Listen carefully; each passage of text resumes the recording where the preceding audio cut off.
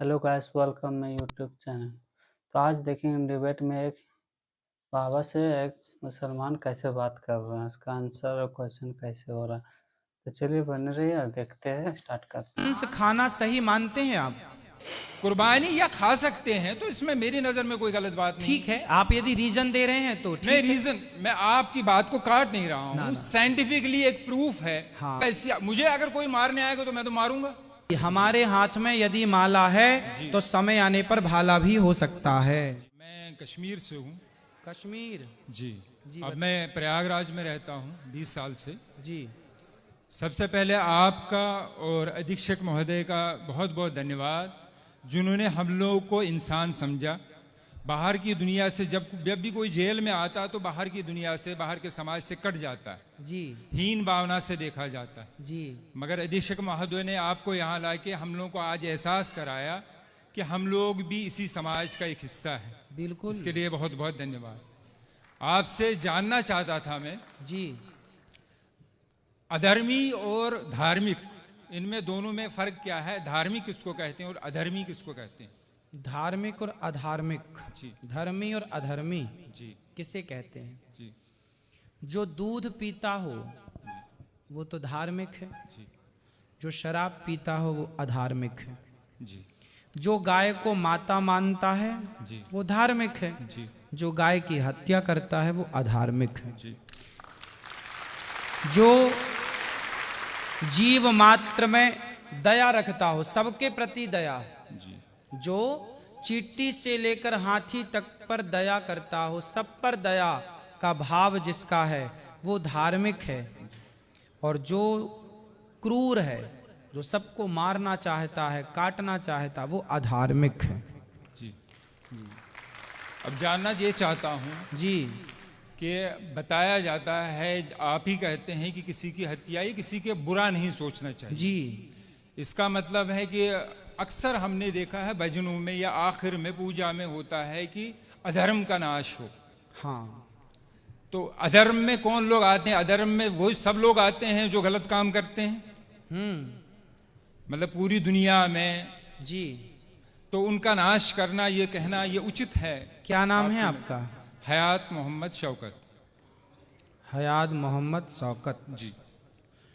हम हिंदुओं के यहाँ भैया जयकारा लगती है अधर्म का नाश हो, जी। अधर्मी का नाश ना हो। अधर्मी नहीं, अधर्म का नाश हो। जो व्यक्ति के अंदर अधर्म है, जैसे आप शराब पी रहे हैं, जी, जी। तो आपका नाश ना हो, आपके अंदर जो शराब पीने की गलत आदत है उस अधर्म का नाश हो, व्यक्ति का नाश नहीं। समझो आप, जी। व्यक्ति का नाश नहीं बोला गया। जी जी व्यक्ति का नाश हो ऐसा नहीं, अधर्म का। अधर्म मतलब अधर्म करने वाले, जैसे अधर्म गलत सोच, गलत विचार।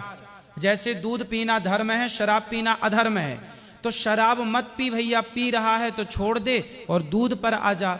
तो अधर्म का नाश हो का मतलब है व्यक्ति का नाश नहीं, व्यक्ति के भीतर की बुराई। इसलिए तो सनातन संस्कृति श्रेष्ठ है मेरे भाई, कि हम हिंदू, हम सनातनी व्यक्ति का नाश नहीं चाहते, उसके अंदर की बुराई का नाश चाहते हैं। थोड़ा सा और समझ चाहूंगा मैं। जी। अगर आपकी नज़र में इसका अर्थ मैं इतना समझा हूं, बड़े ही मतलब रेस्पेक्टली आपसे कह रहा हूं मैं, जी। कि सनातन धर्म बहुत अच्छा है। जी। इसका अर्थ यही समझ पाया हूं मैं। जी। जी। कि इसमें किसी की हत्या नहीं चाहते। बिल्कुल बिल्कुल। फिर हमारा देश ऐसा क्यों नहीं करता?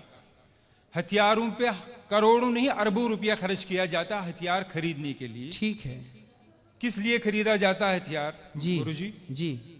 कि हम दुश्मन से अपनी सुरक्षा करें। बिल्कुल बिल्कुल। फिर ऐसा क्यों नहीं करते कि हम लोग सबको कहें, अगर मुझे कोई मारने आए, जैसे आप कहते हैं कि हत्या पाप है, अगर मुझे कोई मारने आए, कत्ल करने आए, क्या मैं उससे ये कहूं कि भैया मैं सनातनी हूं, तुम मुझे मार दो मगर मैं तुम्हारे ऊपर हाथ नहीं उठा सकता?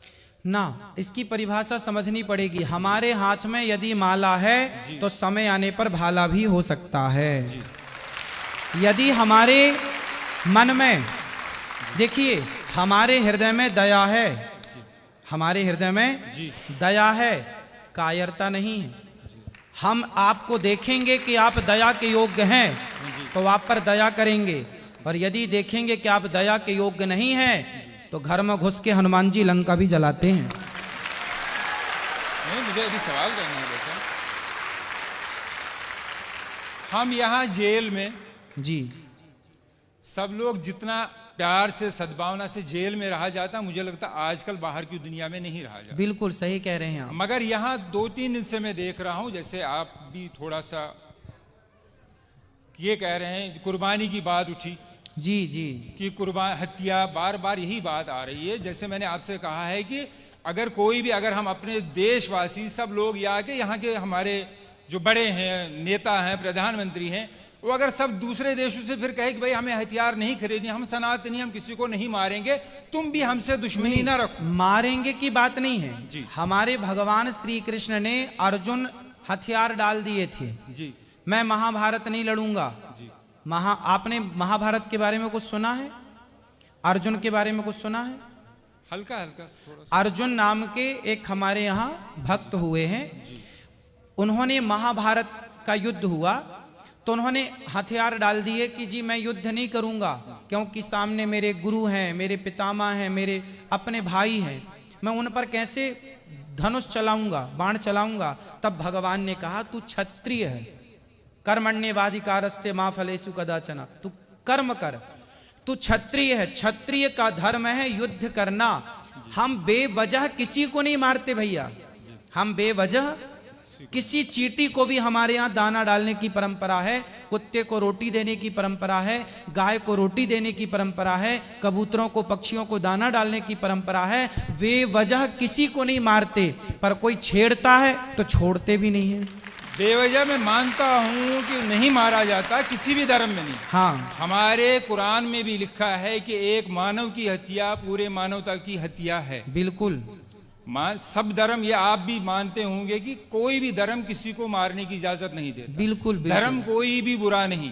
हाँ, अगर मैं शराब पी रहा हूं इसका मतलब नहीं कि मेरा धर्म बुरा है। जी जी, अगर कोई मेरा हिंदू भाई कोई गलत काम कर रहा है, इसका मतलब मैं उंगली उसके धर्म पे नहीं उठा सकता। बिल्कुल, वो उसका व्यक्तिगत सोच है, व्यक्तिगत उसकी गलती है। बिल्कुल बिल्कुल। मगर एक बात मैं बता दूं कि अगर एक प्रोफेसर एक दूसरे क्लास के, सेकंड क्लास के बच्चे को 12th क्लास का सवाल पूछे, हाँ, तो क्या वो जवाब दे पाएगा गुरुजी? बिल्कुल नहीं दे पाएगा। सही है। इसी तरह आप जितने ज्ञानी हैं, मगर यहाँ प्रश्न ऐसे लोगों से, हम बेचारे, हम तो जेल में बंद जी, और इतने ज्ञानी नहीं हैं, जी जी, तो उससे गलत सोच, कुछ जगह थोड़ा गलत मैसेज जाता है कि नहीं हमारे धर्म में, अगर जैसे कुर्बानी की बात लीजिए आप, हाँ, कुर्बानी जो ईश्वर, जिसको अल्लाह मैं कहता हूं, आप ईश्वर कहते हैं, जो अदृश्य है, जी जी जी, जिसने इस पूरी सृष्टि का निर्माण किया है, बिल्कुल सब कुछ मेरे लिए, पानी, खाना, जो कुछ अन्न मुझे दिया है उसी ईश्वर ने दिया है। जी जी, पानी, जल दिया है उसी ईश्वर ने दिया है। बिल्कुल। माफी चाहता हूं कि मेरी हिंदी इतनी अच्छी ना नहीं, ना, आप अच्छा बोल रहे हैं भैया, बहुत अच्छा बोल रहे हैं आप।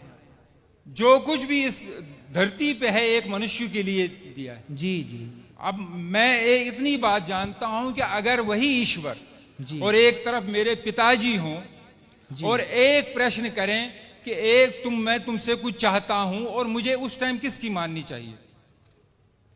अपने पिता की कि ईश्वर की?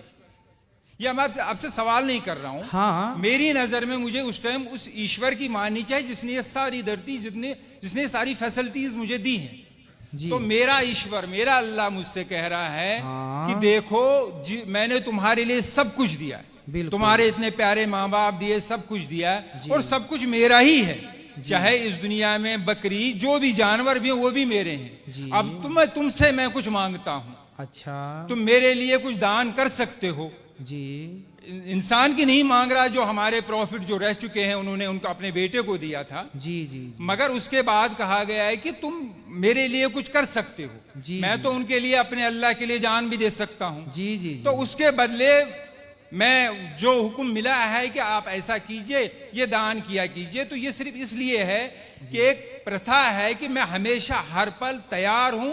जिसने मुझे इस दुनिया में लाया है, जो मुझे सब कुछ करता, मैं उसके लिए सब कुछ कर सकता हूं। ठीक है, ये विचार है मेरे। सही है, सही तो है। मैं ये नहीं चाहता है कि कोई गलत मैसेज जाए। बिल्कुल बिल्कुल। देखिए, बात गलत और सही की नहीं है, बात तो पर्सनल, व्यक्तिगत। जैसे मैं आपसे एक सामान्य सवाल करूं, इस पर नहीं कि आपका मजहब क्या है, पंथ क्या है, धर्म क्या है। जी। हम धर्म मजहब पंथ को थोड़ी देर के लिए अलग करके और एक इंसानियत के नाते, हम भाई भाई के नाते एक बात कर लें आपस में, और एक जरा सा विचार कर आप मेरे से पूछिए कि बताइए कि क्या किसी की हत्या करना सही है, तो मैं बोलूंगा भैया नहीं।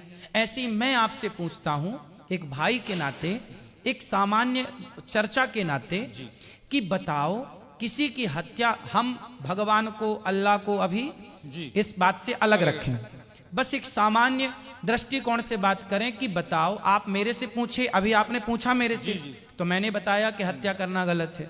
अब मैं आपसे पूछ रहा हूं कि बताइए क्या किसी की हत्या करना सही है? मैं इसका उत्तर ये दूंगा कि ये निर्भर करता है परिस्थिति पे। यहाँ जितने भी मेरे भाई मर्डर में आए हैं, किसी ने खुशी से नहीं किया। बिल्कुल। कोई परिस्थिति ऐसी उत्पन्न हुई, बिल्कुल, या कोई दुश्मनी थी, कोई किसी को, एक अभी आया है आखंड जो हमारा हिस्सा है, 2 दिन पहले की बात है। उसकी बहन को किसी ने बलात्कार किया था, वो लड़का बलात्कारी अंदर आया, मगर वो 2 महीने में जमानत पे छूट गया, तो उसके भाई ने उसको बाहर मार दिया।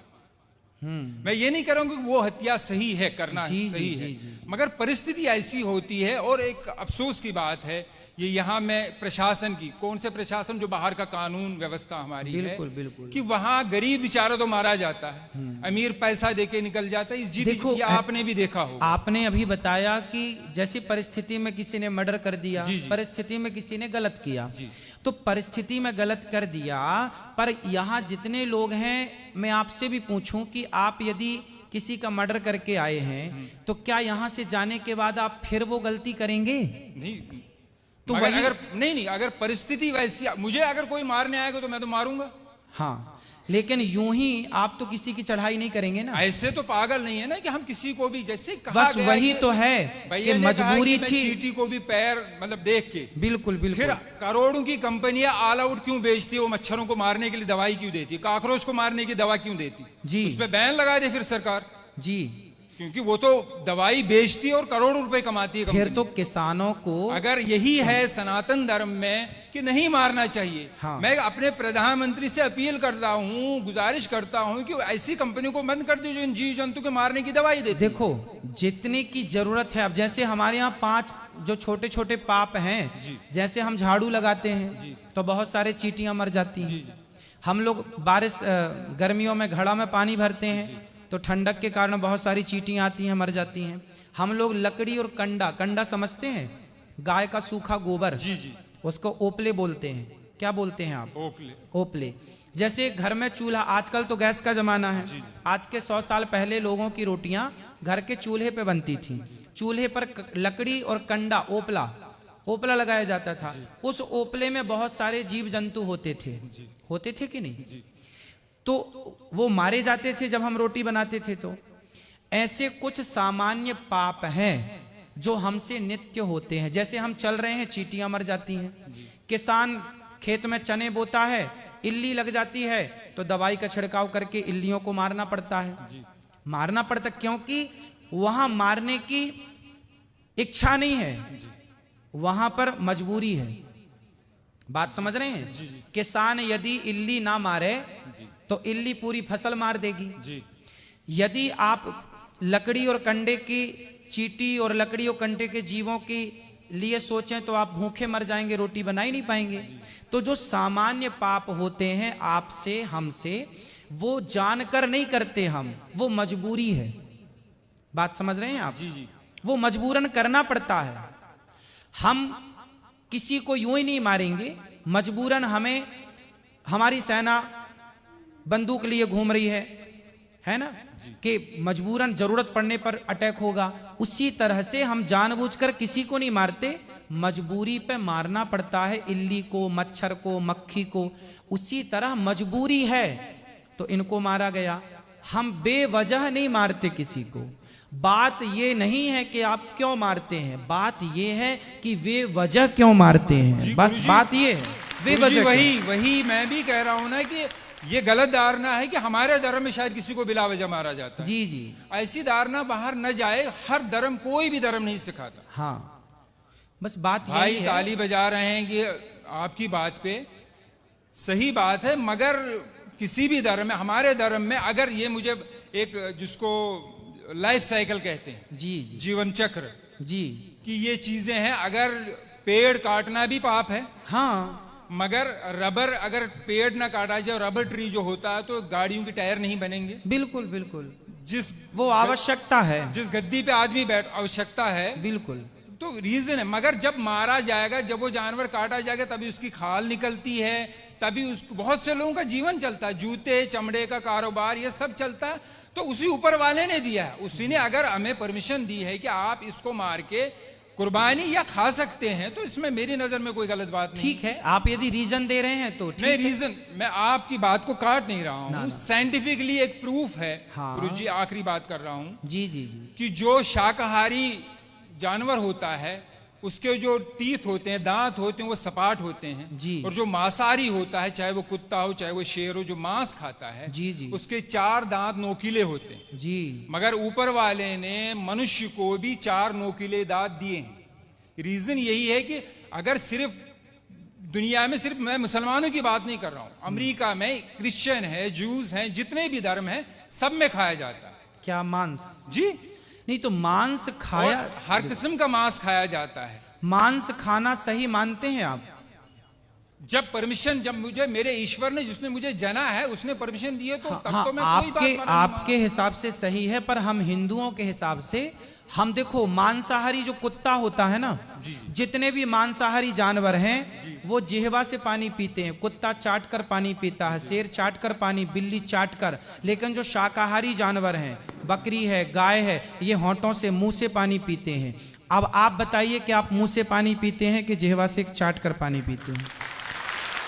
फिर दांत नहीं, दांत का भैया सुनो, दांत का, मेरा सिर्फ इतना कहना है कि जैसे आपने कहा कि आपके हमारे धर्म में मेरे ईश्वर एक ही है। हाँ, उसने जब परमिशन दी है मुझे, आप कह रहे हैं कि आपको नहीं, मगर यह तो नहीं होना कि दुनिया में यह भावना हो कि नहीं ये धर्म अच्छा, बाकी धर्म अच्छे नहीं। देखिए हमारा जो सनातन धर्म है जी, उस जैसे आपके धर्म में तो ये कहा जाता है कि जैसा आप ही बता रहे हैं कि आपके यहाँ मांस खाना सही मानते हैं वो लोग, हमारे यहाँ मांस खाना सही नहीं मानते। हमारे यहाँ किसी भी मंदिर में जो मनमाने ढंग से बकरा बकरे की बलि चढ़ाते हैं मंदिरों में, वो गलत चढ़ाते हैं, हम लोगों से गलत मानते हैं। हमारे यहाँ मंदिरों में 56 भोग लगता है भगवान को, बढ़िया दाल चावल खीर पूड़ी सब्जी बादाम काजू पिस्ता, इनका भोग लगता है। जब हमारे यहाँ ये कहा जाता है कि जब खाने को 56 भोग हैं तो क्यों अपने स्वाद के लिए किसी की हत्या की जाए, इसलिए हिंदू लोग मांस नहीं खाते। ये अपनी अपनी विचारधारा है। आप खाते हैं तो उसमें आपकी अपनी विचारधारा है, हम लोग नहीं खाते उसमें हमारी अपनी विचारधारा है। अब ये देखना है कि किसकी विचारधारा श्रेष्ठ है। यदि श्रेष्ठता का निर्णय किया जाएगा तो ये देखा जाएगा, और निर्णय नहीं करना तो अपनी अपनी जगह सब ठीक है। जी, यही मैं कह रहा हूँ। आखिरी बात, हाँ, जैसे आपने कहा कि मैं आपके धर्म को इसलिए बुरा नहीं कह सकता ना कि ये लोग देखो मांस नहीं खाते, तो दूसरा धर्म वाला ये क्यों कहे कि देखो ये मांस खाते इसलिए बुरा है। फिर मेरी नजर में भी बहुत ही निम्रता से मैं आखिरी बार कहता हूं कि जैसे मेरी नजर में शंका सवाल उठते हैं, हाँ, कि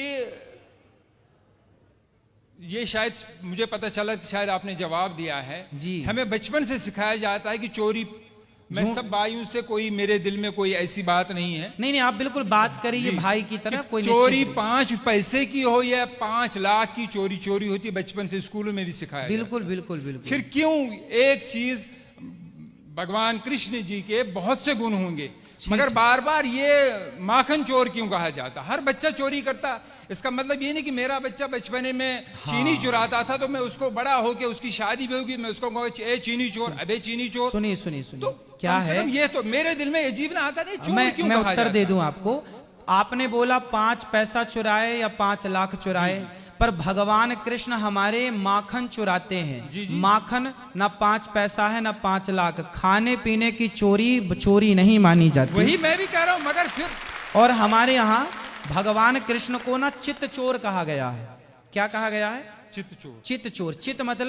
चित्त मतलब हृदय, माखन चोरी का मतलब है मक्खन के जैसा जिसका मन होगा उस मन रूपी माखन की चोरी कर लेते हैं भगवान। ये मतलब मेरे मन में एक सवाल था कि मतलब जी। अजीब सा लगता था कि ऐसा क्यों कहा जाता, आपने हाँ। उसको स्पष्ट कर दिया। जी जी। बाकी धन्यवाद। तो कैसा लगा वीडियो, कमेंट करके बताइएगा, चैनल को सब्सक्राइब करके जाइएगा।